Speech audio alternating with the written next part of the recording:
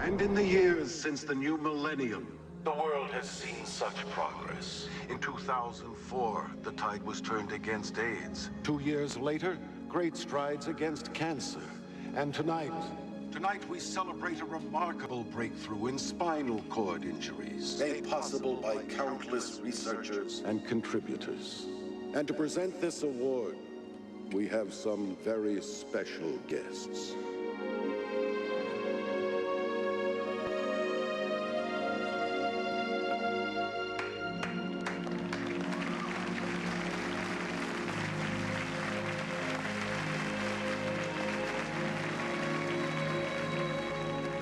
In the future, so many amazing things will happen in the world. What amazing things can you make happen?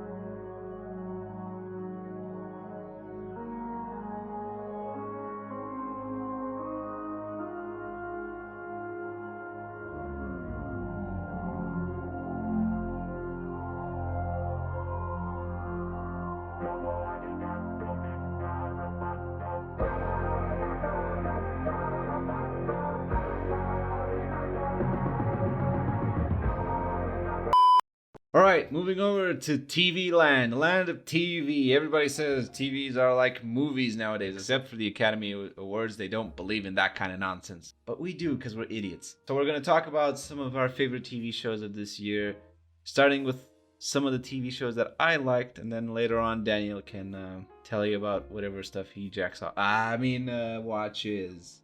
Anyway, so some of the TV shows that I enjoyed, I'm going to start with it's the only TV show on this list probably that me, Daniel, and my mom have all watched. It is Queen's Gambit, or The Queen's Gambit, a star-making vehicle for Anya Taylor-Joy. About time, I would say. I mean, if there's somebody that I've seen in like a couple of years now that I'm like, this person is gonna be a star, it's this person. It's Anya Taylor-Joy. And this is a very good show. It's not I don't think it's gonna be a recursive, like it's not gonna come back for a second season. It's a limited series. Yeah, I think it has been confirmed that it's just a mini-series. Yeah, it's just an adaptation of the Queen's Gambit book. I mean, it would have been better if it was in a 4:3 aspect ratio, but I mean, obviously, and black and white.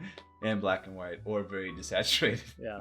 No, but in all honesty, it's a very good TV show. When you look up some of the stuff about how this came to be, you realize this wasn't in the making for a really long time. Yeah, like the producer had wanted to make it first as a movie in like the 90s or something?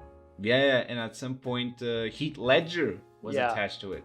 To direct or something? Yeah. Yeah. Insane when you think about it. They pull it off, there's a lot of really cool sequences. It's an adaptation of the book, and in the book and in the movie there's like the central character is fictional. It's based on certain figures in the sport of chess, and also it interacts with actual historical figures in the world of professional chess. Yeah, it's like historical fiction, kind of. Yeah, good point. And it's just very fun. It's kind of like a sports TV show. Yeah, it's like a sports anime. The tournament style structure of the series centers the main baddie to be the Russians. I mean, media is a popular standpoint to take, you know, but it is based in historical fact, sort of, because the Russians were sort of in the 80s at the top of the chess game. Yeah. They had a very strong chess playing team. It does have that kind of Rocky IV vibe of we got to defeat communism, you know. Yeah. But I think it kind of circumvents it in a way where... Yeah, because it doesn't really focus too much on the, now Beth, you got to defeat the Russians because communism. It's more like she's just at the height of chess, so therefore she naturally comes into battle, quote unquote, with the Russians. Well, the part of the ending that I liked in the conflict with the Russians is that she's very much an ingenue. Yeah. Right? So she has a natural understanding of chess and also some drug stuff. But very much understands the game instinctively, but it's very much made clear that the Russian team is strong by their teamwork. Right. You know, they work with each other. There's a lot of strategizing that goes into their work as a team, whereas in almost all of the show, Beth is very much an individualist, doesn't work well with others, and it's kind of like the lesson of the concept of communism, which is strange, you know, in an American show to see. Whereas, you know, instead of embracing, you know, this capitalist individualism, you know, bet on yourself type thing, right, Beth at the end sort of learns that in order for her to excel in life and to further herself, you know, and her abilities, she has to start trusting others and embrace the concept of teamwork. Right. Even though she teams up with people who maybe theoretically are inferior to her at chess, it's the fact that she has a support group that eventually allows her to become the greatest chess player in the world. But I would also say, specifically in regards to her matches against the Russian opponents, like, they're not seen as like a big villain. They're just seen as like peers. Yeah, like, it's not a typical defeat ending where the bad guy goes, I've been defeated. Yeah, this is no Ivan Drago.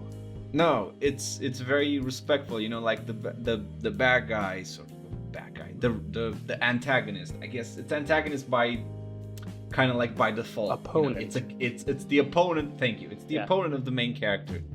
When he just realizes he's defeated. We don't even realize it because we don't know chess or this level of chess, right? Right.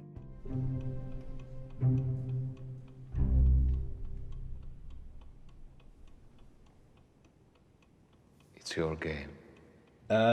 From Queen's Gambit to maybe a less popular TV show, but I think it got a good amount of exposure, right? Yeah, to an extent, yeah. You know, this is something that I think you, Daniel, recommended to me. So obviously, because Daniel recommended it to me, we both seen it, right? So the show is called Normal People. It's a British show. Well, it's a British show. It's Irish. It's Irish, actually. How dare you? Yeah, careful with that. Careful with that.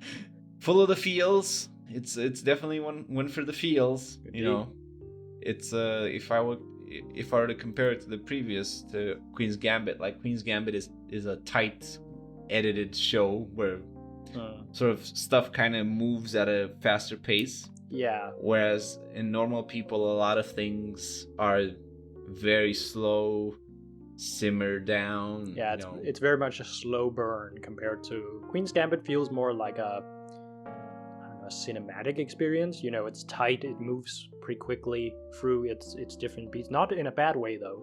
No. Whereas Normal People is more just a small like simmer of, it's basically, in my mind, the Before trilogy, the TV show. Oh yeah, now that you say it, yeah, I can kind of see that. Except it doesn't have the aspect of time trekking, you know, where the Before trilogy, you meet the characters after certain years have passed, right, in every movie, whereas this is a specific period. It's over a certain amount of years still, but it's a specific capsule of these people's lives, and it's delightful. Like, I don't know what to say about it. The two main actors, you know, obviously it's mostly them, you know, so a lot of credit goes to them, you know, Daisy Edgar Jones and Paul Mescal, who are great. They were great, you know.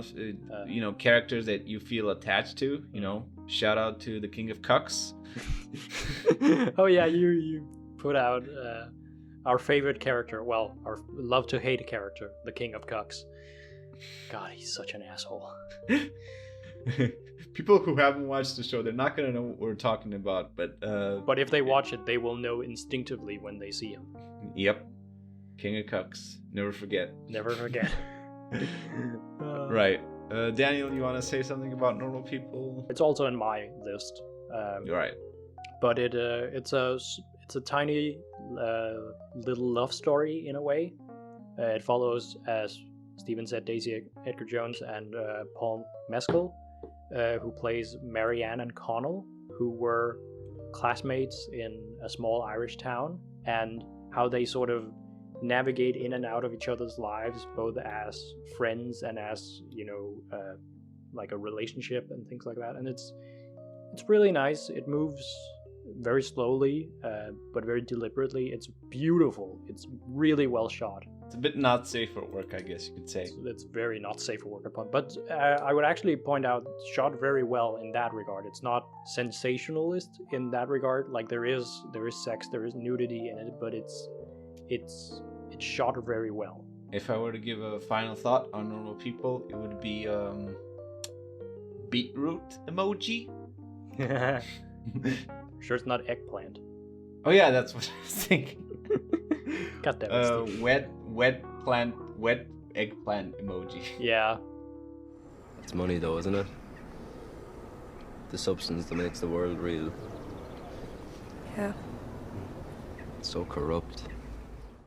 We're talking about the series Small Axe, written and directed by Steve McQueen. Right. I still have only watched the first one, but it's fantastic. Which is feature length. Yeah, know? it's like 2 hours. It's over 2 hours. The rest of them are like an hour and 20 each, or to an hour and a half. Yeah, they're a bit shorter, but I mean, again, that's why I'm saying I don't know what would you classify them as, because it's a series of, they're not connected really plot wise. They're more about a certain time, around the 70s and 80s period in the sort of more around the London area, and about the treatment of people who have immigrated from the Caribbeans. Yeah. Into this area, and the treatment of them specifically by the police. Yeah, over a longer period of time. So. Yeah, institutional racism, and it's also very, very well researched. Yeah, and a lot of the appeal of the series is spending time with an ethnic group that is by nature very charming. You know, people from the Caribbean are very, very warm and very charismatic by nature. And also, it's an ethnic group that you don't really get that much like media exposure from. Yeah. So having, in my opinion, a really good director in Steve McQueen, tell 5 different, basically just dump like a top 5 best movies of the year list onto us. And it's great just for Steve McQueen, who obviously has done a lot of good work in his career. You know, he directed Hunger, Shame, 12 Years a Slave. And it's great that he finally got the chance to direct something much more closer to his heritage, because he's also of Caribbean descent. And he is from the London area. And you definitely feel a personal touch to a lot of this. And each one of the episodes has like a big highlight, like to give you an example, like episode 2 called Lover's Rock has an amazing, it's basically just a party.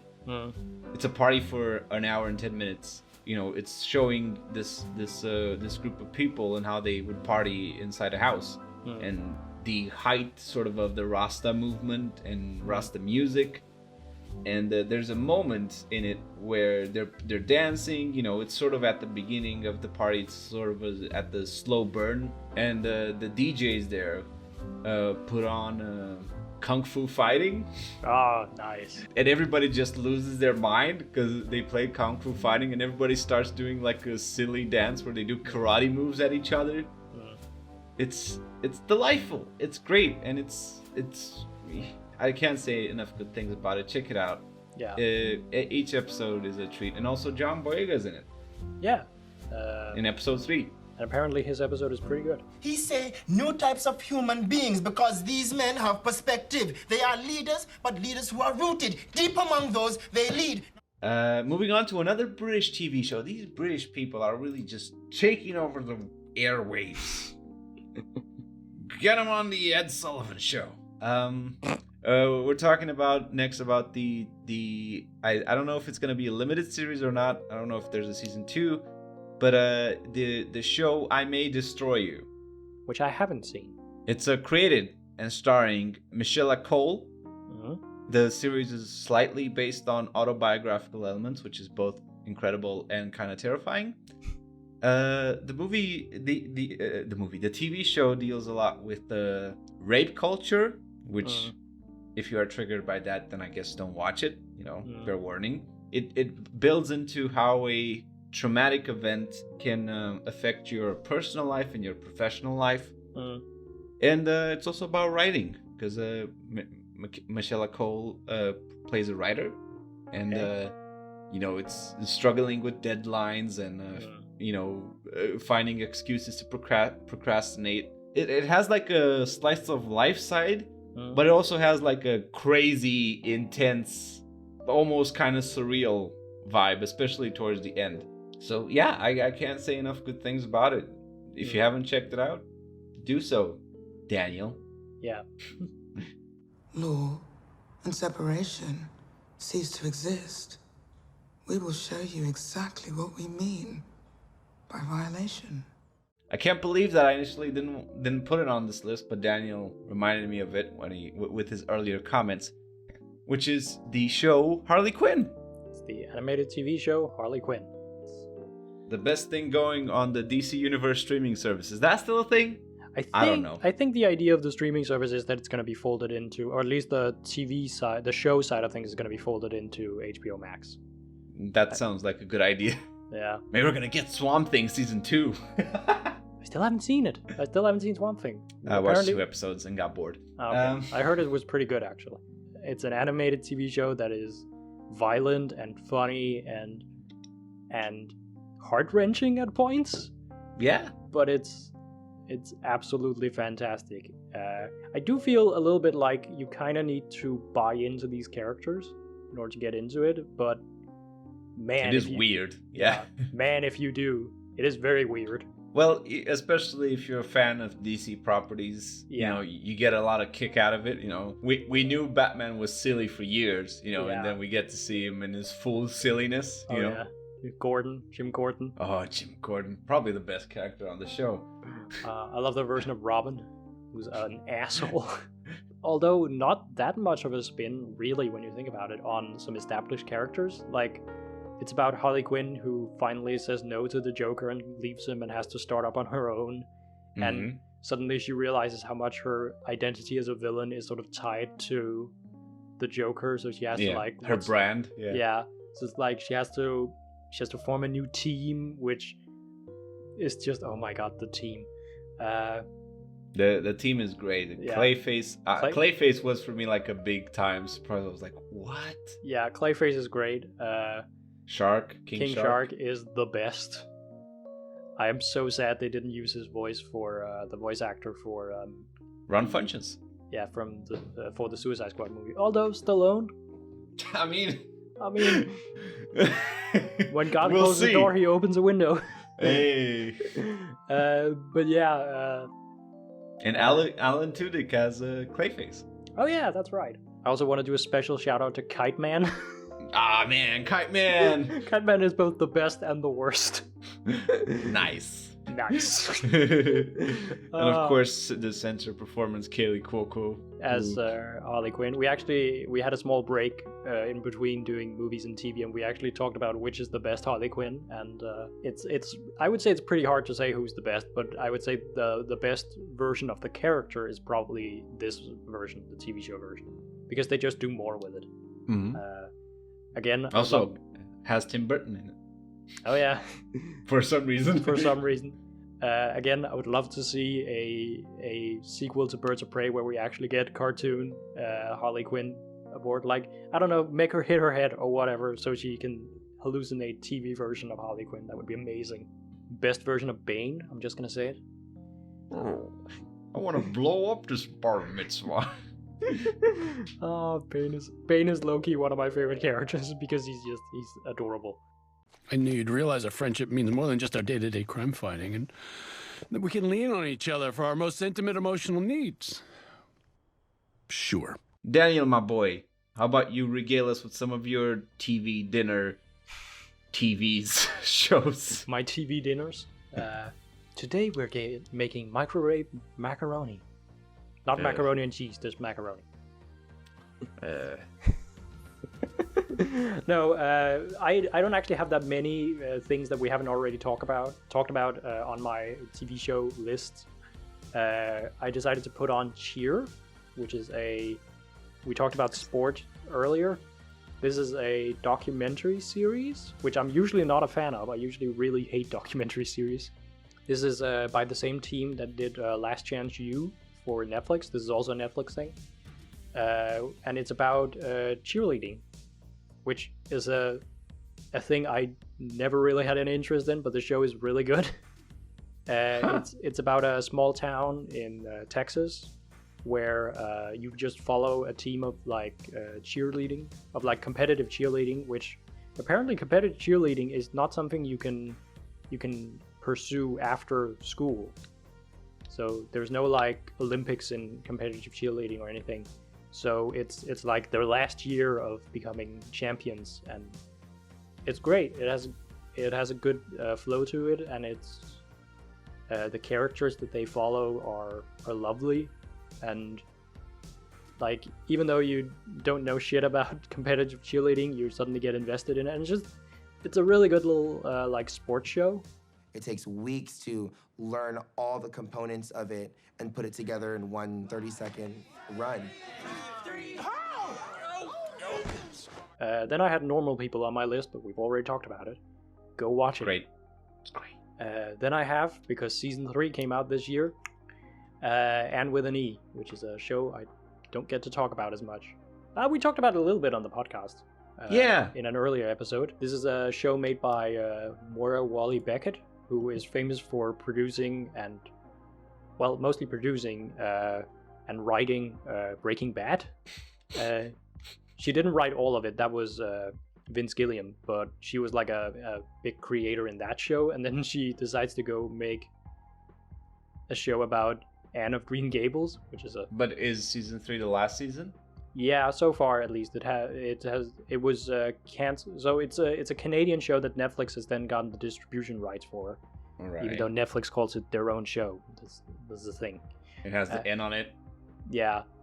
But the channel, the Canadian channel that made it and distributed it in Canada, apparently canceled it after season 3, and Netflix hasn't picked it up for season 4 or anything, which is sad because it's, in my opinion, one of the best shows on Netflix. Because there's a long series of books, right? Like there's about Anne as a teenager and someone like close to adulthood, right? Yeah, and they do kind of set up that at the end of season 3 with her going to college and things like that, which could be a season 4, but again, they haven't really announced the season 4, so it's a period piece, so Steven hates it. I'm joking. I don't hate it. I'm joking. I watched 2 seasons of this fucking show, okay? I would say the best bit about this show is the acting. The actors are fantastic. I would say when the show tries to have a narrative, it becomes kind of like kid showy, specifically in season 2. Season 2 has a plot line that is really weird. Yep. Season 2 is also the worst season in my opinion, but it's still okay. But yeah, it's a really good show. Not enough people are talking about it. Get the word out, everybody. And give me a season 4. This pine cone is the progeny of this tree, Belle. Mother and daughter. Family. My last pick for TV shows, which is also a little bit of a cheeky pick, because season 2 also came out of this, which is His Dark Materials, which is a big production by the BBC. Well, co-production between the BBC and HBO, and is an adaptation of the His Dark Materials books, which was previously adapted into one movie in in the mid 2000s, I would say, like 2006, 7. Yep. Called The Golden. Peak. Yeah. It was peak Nicole Kidman era. It's really high budget, really well made. Like holy shit, it looks good. Really, really weird show. It's based on a crazy book. Yeah, it gets real weird. I specifically want to shout out Ruth Wilson, who plays Miss Coulter, which was played by Nicole Kidman in the original movie. and she is absolutely fantastic. She's horrifying. She goes way more for the, let's say, balancing sanity on a knife's edge version than where Nicole Kidman was more of like a composed character. But yeah, really good. Really, really good show.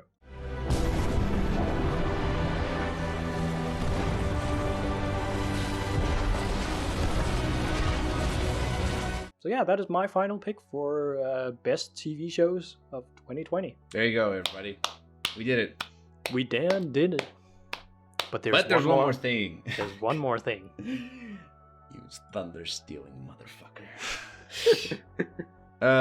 We have one more category here, everybody, which is, we like to look to the future. Even though it looks bleak and probably will end in nuclear Armageddon.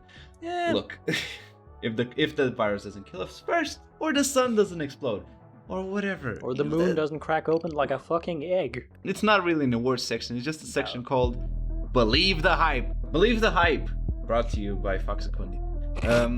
Basically shows that are upcoming, or seasons of shows that already exist that are upcoming, that we're just, or movies that we're looking forward to, in these dire times. A little bit, this is what we look forward to in life. This is what we have. This is everything. This is nothing else.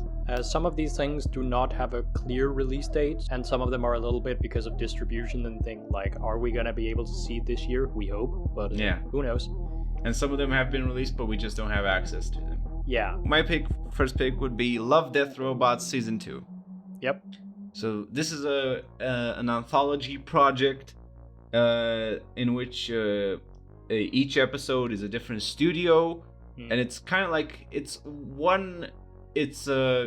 episode is sort of a sci-fi self-contained story, usually based on some sort of sci-fi short story from your typical sci-fi books like Isaac Asimov or right. And it's kind of like a showcase for each studio for their animation, their technology. Some studios deal in photorealistic renderings, some deal in more artistic renderings, some have 2D, some have 3D, and it's just a joy to watch. So up next we have my pick, which is Castlevania Season 4. I'm continuously surprised of how good this show actually is. Based on a stupid video game for the Nintendo from the 80s. Yeah, and it's kind of surprising how good the show actually is. And it's the final season, apparently, because Netflix are cowards who don't want to make more than 3 or 4 seasons. Maybe it's just the conclusion of the narrative, Daniel, in an organic way. You ever thought about that? No, this is Netflix being cowards. Cowards. But yeah, if you're not on it, get on it. It's great. My next pick, Invincible. And it's a show he keeps pestering me to watch. God damn it, Daniel, watch it. Season 1 just ended, and I just put it on the list because I'm already hyped for Season 2. Right. Because I read like half of the comic. So it's based on a comic book by Robert Kirkman, who of course struck gold with the series The Walking Dead. I knew what was going to happen because, again, I read it when it came out. I read half of it. I'm going to probably finish it. It's violent. It's very violent.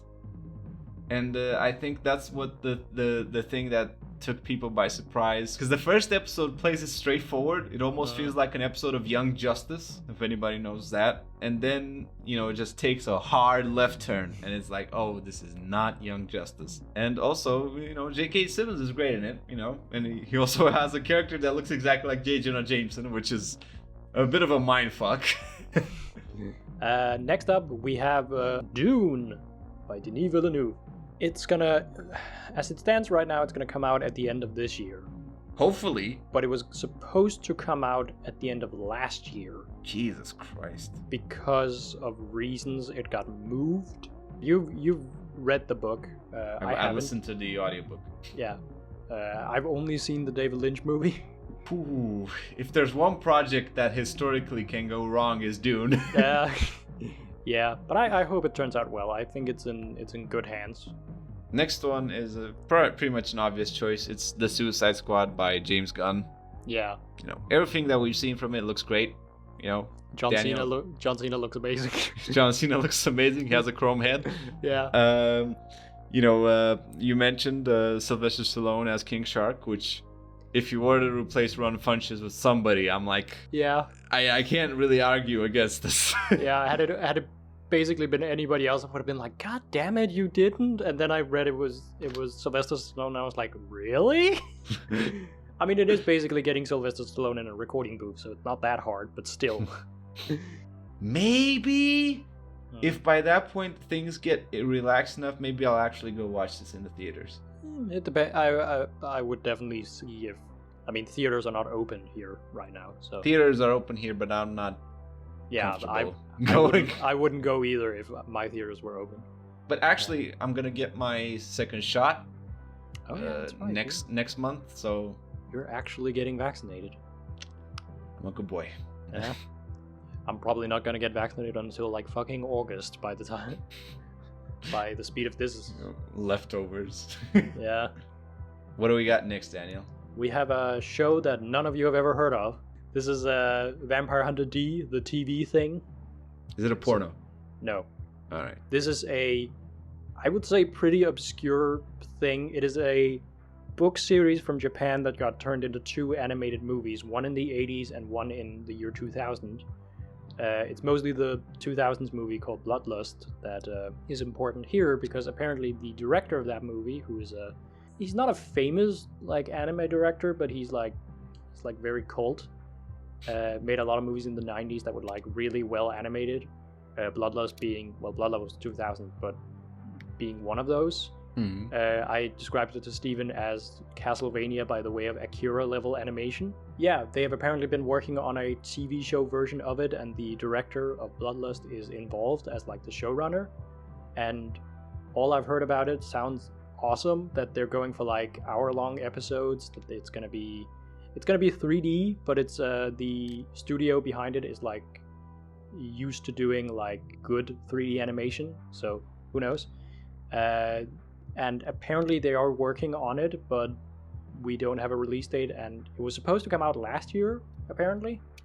But because of COVID, production was pushed. Mm-hmm. So I have no idea if it's going to come out this year, and if so, when or where or how. But I'm just excited for it. I'm just hype. Hype! We're talking about Evangelion 3.0 plus 1.0, one last Evangelion. Thrice Upon a Time. Thrice Upon a Time. Thank you. The title. This title is amazing and horrible. So, yeah, it's the final Evangelion movie. It is out. It is out in Japan. Yeah. There is no news yet on whether or not it will be shown to a streaming service, and if so, which one? Because of course Netflix has the rights to the old TV show, but it doesn't have to the movies. Mm-hmm. Except the old movies, but the rebuilds, and so what's gonna happen, and we haven't seen any spoilers, so we don't know. No, you know. we've deliberately not been spoiled, even though everything is trying to spoil me at least. YouTube. Yeah. This is the thing. Like, I'm hyped for this movie, but I also don't think it's gonna be amazing. I even doubt it's gonna be good. Yeah, like I hope it's good. People say it's good. Yeah, like I've heard people say it's really good. This and Dune are probably the 2 where I'm like, I can't see these in theaters. Daniel, final item on our believe the hype list. It's Matrix. It is. It's always Matrix. It's Matrix 4, baby. Electric Boogaloo. Rebooted. Didn't the 3rd one end the universe or something? Or rebooted it? It rebooted the universe. So what is this gonna be? Yeah, that's also my question. Like, what? Like, I've seen like set photos of it, of like Keanu Reeves and Carrie-Anne Moss riding around on motorcycles and stuff, and I'm just like, sure, but what the fuck is this gonna be? What I'm wondering, because Matrix to me defines the look of the 90s. You know, trench coats, sunglasses, flip phones. Yeah. Are they gonna update that, or are they just gonna keep it the 90s? At least inside the Matrix simulation. Yeah, that's a very good question. I have no idea. But yeah, this is we actually wrote it on our list as like Matrix 4 3 question marks because I have no flipping clue what this movie is gonna be, but I love the fact it's being made. Rejiggered, re-energized. Yeah. As long as they just don't call it Matrix or the Matrix. That makes no fucking sense. Yeah, and like the writer of Cloud Atlas, the book, is writing the script or working on the script. I mean, I don't even know if that's a good thing or a bad thing. No, me neither. But I'm here for it. Apparently Warner Bros. Is very involved in like whenever they make a new thing, they want to make like a TV show for it for HBO Max. And I'm like, I want to see another Animatrix. Oh yeah. This is the end of the first RODSCARS. That's what they're calling. The first RODANE Awards show. Congratulations everybody involved. Congratulations all the technicians, all the people who made this show happen. We couldn't have done it without you. I want all the people who have listened to this and all the people who have been involved in this production. I just want you to remember that even though we're all winners, at the end of the day, we all lose. So thank you. Yes. All right. Thank you very much for listening, and look forward to our next stuff. We're doing a kaiju season next, and look forward to that. Yeah. Bye-bye. Bye-bye.